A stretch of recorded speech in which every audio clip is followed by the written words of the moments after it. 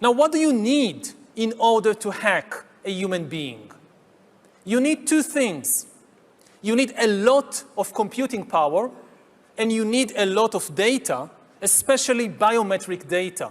But control of data might enable human elites to do something even more radical than just build digital dictatorships. By hacking organisms, elites may gain the power to re-engineer the future of life itself. Because once you can hack something, you can usually also engineer it.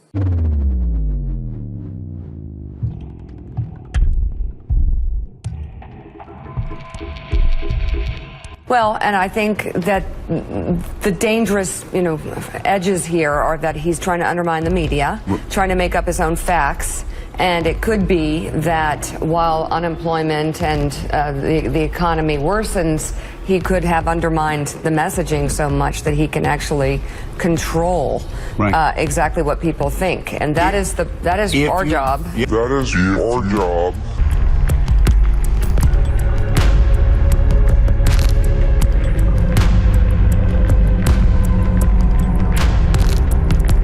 Today, we have the technology to hack human beings on a massive scale. Yeah, everything is being digitalized, everything is being monitored. In this time of crisis, you have to follow science. It's often said that you should never allow a good crisis to go to waste. You never want a serious crisis to go to waste. And what I mean by that, it's an opportunity to do things that you think you could not do before. Never waste a good crisis. Because a crisis is an opportunity. It's an opportunity to do things that you think you could not do before. You should never allow a good crisis to go to waste. A good two-way communication system, direct communication system between brains and computers, this is kind of the watershed moment. Once you have a good two-way, nobody has any idea what happens after that. If you have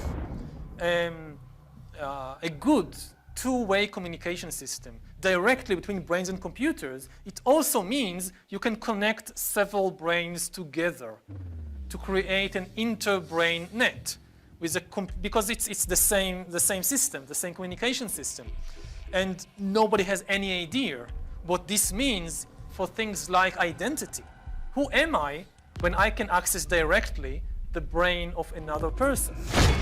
Welcome back to the High Impact Flicks channel. This is the second installment of even more psychopathic drivel and power-hungry propaganda from the Fourth Industrial Revolution, Great Reset, mega surveillance state, central bank digital currency, you'll own nothing and be happy, cash eliminating cult leaders who are chomping at the bit to merge your biology with their technology as they work feverishly every day to ensure you lose your humanity to the religious leaders and the AI gods of Silicon Valley.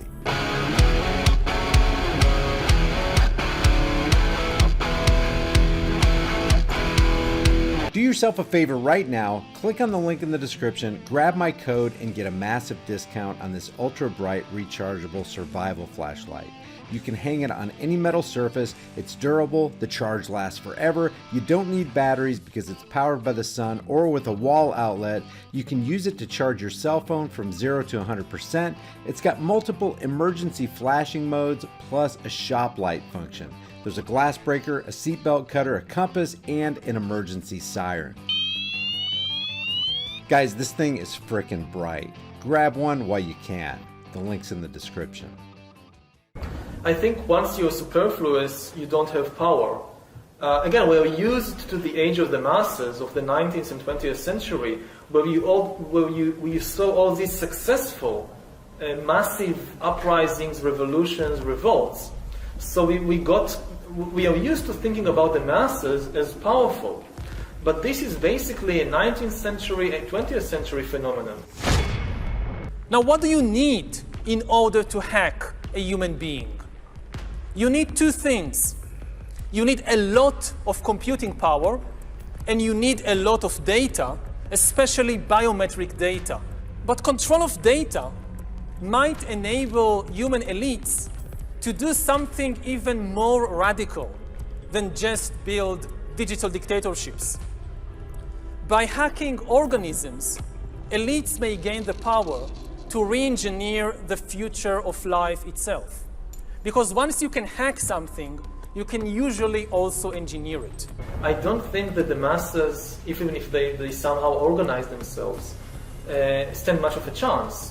We are not in Russia of 1917 or in 19th century Europe. What we are talking about now is like a second industrial revolution, but the product this time will not be textiles or machines or vehicles or even weapons. The product this time will be humans themselves. We are basically learning to produce bodies and minds. Bodies and minds are going to be, I think, the two main products of the next wave of all these changes. That is optional. Again, and if you think about it from the viewpoint of the poor, it looks terrible because throughout history, death was the great equalizer. The big consolation of the poor throughout history was that, okay, these rich people, they have it good, but they're going to die just like me. But think about a world, say in 50 years, 100 years, where the poor people continue to die, but the rich people, in addition to all the other things they also get exemption from death. Once you really solve a problem like direct brain-computer interface, when brains and computers can interact directly, for example, to take just one example, that's it. That's the end of history. That's the end of biology as we know it. Nobody has a clue what will happen once you solve this. If life can basically break out of the organic realm into the vastness of the inorganic realm, and you cannot even begin to imagine what the consequences will be because our imagination at present is organic. So it's if there is a point of singularity, as it's often referred to, by definition, we have no way of even starting to imagine what's happening beyond that. Looking before the point of singularity, just as the trend is gathering pace, the new attitude, I think, is to treat old age and death as technical problems, no different in essence than any other disease. It's like cancer, it's like Alzheimer, it's like tuberculosis. Maybe we still don't know all the mechanisms and all the remedies, but in principle, people always die for one reason and one reason only, and that these are technical reasons, not metaphysical reasons. People today actually manage to live, many people, as isolated, alienated individuals. In the most advanced societies, many people live as alienated individuals with no community to speak about, with a very small family. It's no longer the big extended family. It's now a very small family, maybe just a spouse, maybe one or two children, and even they might live in a different city, in a different country, and you see them maybe once in every few months, and that's it. After millions of years of evolution, suddenly within 200 years, the family and the intimate community break, they collapse. Most of the roles fulfilled by the family and by the intimate community for thousands and tens of thousands of years are transferred very quickly to new networks provided by the state and the market. You don't need children, you can have a pension fund. You don't need somebody to take care of you. You don't need neighbors and sisters or brothers to take care of you when you're sick. The state takes care of you. The states provide you with police, with education, with health, with everything. In terms of ideas, in terms of religions, the most interesting place today in the world, in religious terms, is Silicon Valley. It's not the Middle East. This is where the new religions are being created now by people like Ray Kurzweil, and these are the religions that will take over the world. We are probably one of the last generations of Homo sapiens, because in the coming generations, we will learn how to engineer bodies and brains and minds. Now, how exactly will the future masters of the planet look like? This will be decided by the people who own the data. Now, why is data so important? It's important because we've reached the point when we can hack not just computers, we can hack human beings and other organisms. Science is not really, at least this is my view as a historian, science is not really about truth, it's about power. I think maybe in a couple of decades when people look back, the thing they will remember from the COVID crisis is this is the moment when everything went digital. And if this was the moment when everything became monitored, that we agreed to be surveyed all the time, not just in authoritarian regimes, but even in democracies. And maybe most importantly at all, this was the moment when surveillance started going under the skin. Because really we haven't seen anything yet. Today, we have the technology to hack human beings on a massive scale. Yeah, everything is being digitalized, everything is being monitored. In this time of crisis, you have to follow science. It's often said that you should never allow a good crisis to go to waste. You never want a serious crisis to go to waste.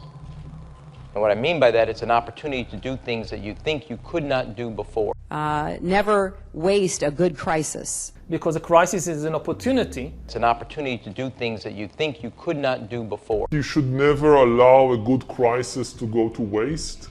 To also do good reforms that in normal times people will never agree to, but in a crisis you see we have no chance, so let's do it. Vaccine won't help us go The to the vaccine test, of course. will help us, of course. It will make things, more manageable. Surveillance.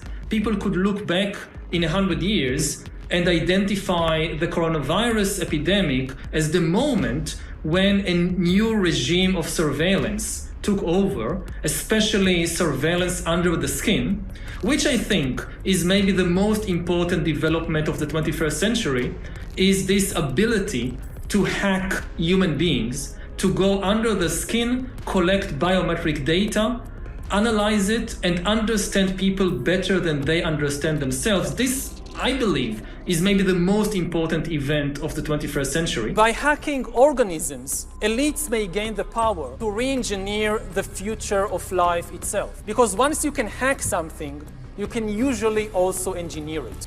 Natural selection is replaced by intelligent design. The era of inorganic life is now beginning.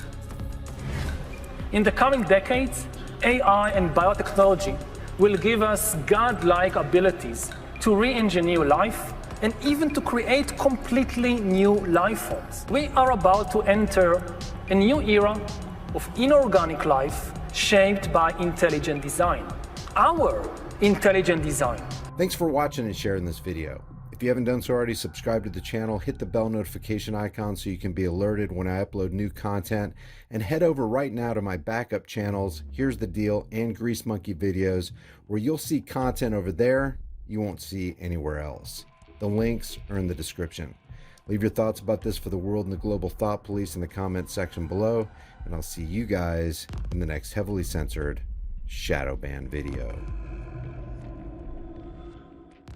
With all the crazy stated plans of the Great Reset, the currency reset, and even the food reset, it's not a matter of if the store shelves are going to clear and there's a lack of food. The question is when. You need to get long-term storable food. It doesn't matter if it's from me or you just go to the store and you buy food. Just grab dry, storable food while you can. If you want to get it from me, you're going to support the channel and you're going to help yourself out because my link has a discount code embedded within it. You can check that out in the description below.